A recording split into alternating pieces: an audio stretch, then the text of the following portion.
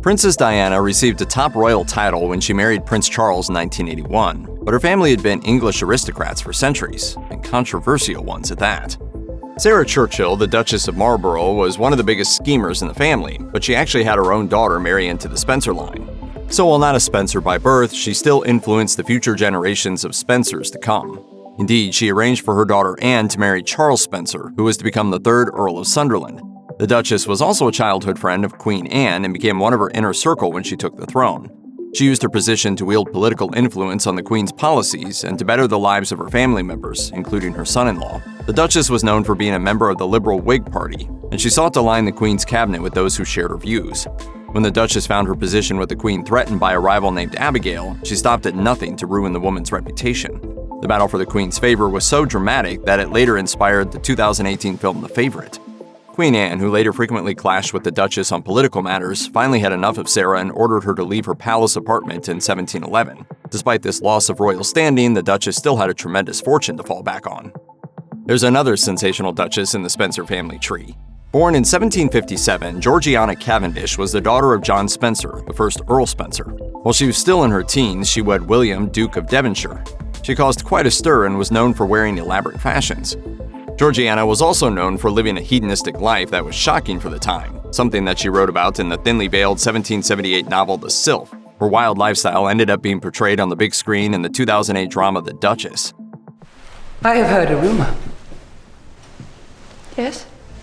The Duchess proved to be bold in other ways, too. Despite the fact that she couldn't vote herself, she later became an outspoken champion of the Whig Party. She was often mocked in the press for her activism, and one infamous cartoon alleged that she traded kisses for votes. In her personal life, the Duchess struggled with a gambling addiction. Princess Diana grew up in the midst of a family scandal. In the beginning, her parents' marriage seemed like a fairy tale. Her father, John Spencer, had served in the Royal Scots Greys during World War II and was hailed as a hero upon his return. He was much older than his lovely bride, Frances Ruth Roche, who was only 17 years old when the pair got engaged. The couple had 5 children together, 4 of whom lived into adulthood, and settled at one of her family's rural properties. But Frances wasn't a fan of the slow pace of country life, and she began escaping to London to enjoy a more stimulating time. In the 1960s, she had an affair with Peter Shand Kidd, heir to a wallpaper fortune. Frances decided she wanted to be with Shand Kidd, and she and her husband then engaged in one of the ugliest custody battles at the time. Frances' own mother testified against her, and the court eventually awarded custody to John. Frances quickly married Shand Kidd, and the pair spent many years in Scotland in a self-imposed exile. After that, Princess Diana's relationship with her mother remained strained. According to an Associated Press report, the mother and daughter hadn't spoken in 4 months before Princess Diana's death, and the princess had returned her mother's letters unopened.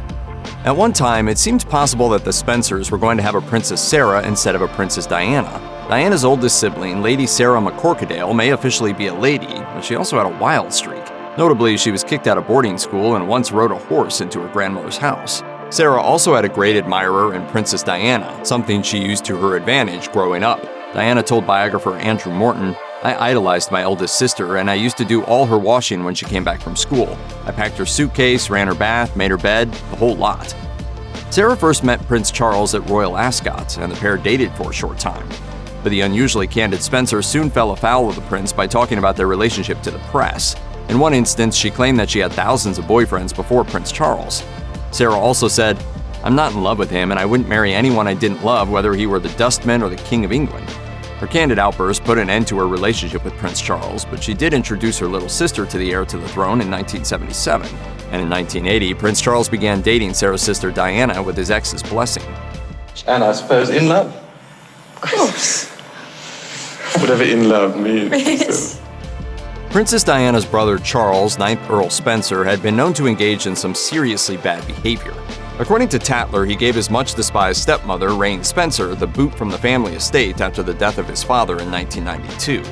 Years later, his first marriage to model Victoria Lockwood ended in 1997 after news of his affairs made the press, and the number of his mistresses may have been as high as 12. His second marriage to Caroline Freud didn't fare much better, and the pair broke up over rumors of boredom and infidelity on Charles's part. While he may have had some rocky relationships, Charles has remained a steadfast supporter of his sister. He gave the eulogy at her funeral, railing about how badly the press treated her. I don't think she ever understood why her genuinely good intentions were sneered at by the media. Even after her death, he saw to it that she was laid to rest at Althorpe, the Spencer family estate, for better security and privacy.